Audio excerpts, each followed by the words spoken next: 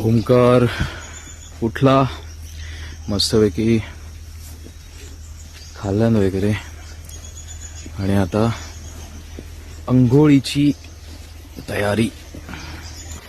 ओमकार आता नदीमध्ये जाणार, चिखलामध्ये लोळणार, अंघोळ करणार. 2 तास तरी तो काय आता बाहेर पडत नाही. आणि त्यानंतर मात्र खरा गोंधळ सुरू होतो, कारण तो पलीकडे जाणार आहे की कुठे जाणार आहे ते आपण कोणीच प्रेडिक्ट करू शकत नाही. आणि त्यानंतर सगळ्या लोकांची धावपळ होते, वनविभागाची, पोलीस कर्मचाऱ्यांची, गावातल्या लोकांची.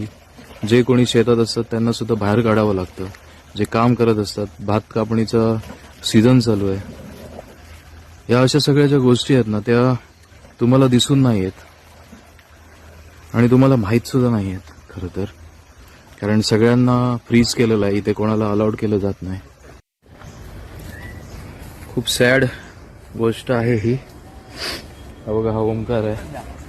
चल ये ओमकार, ये चल ये. अक्षरशः मी सांगितलेलं ऐकतोय, पण कुठे घेऊन जायचं तेच आम्हाला माहित नाही. लिटरली एवढाच डिस्टन्स आहे, पण कुठे घेऊन जायचं तेच आम्हाला माहित नाही. त्यामुळे कोणी काहीच करू शकत नाही. आता हेल्पलेस. जास्त कोणाचं नुकसान करू नको रे बाबा. आता इकडे जा आणि काय करूच आता कर, आणि मी जातोय आहे ना, ठीक आहे. मग जरा थोडीफार कामं असत.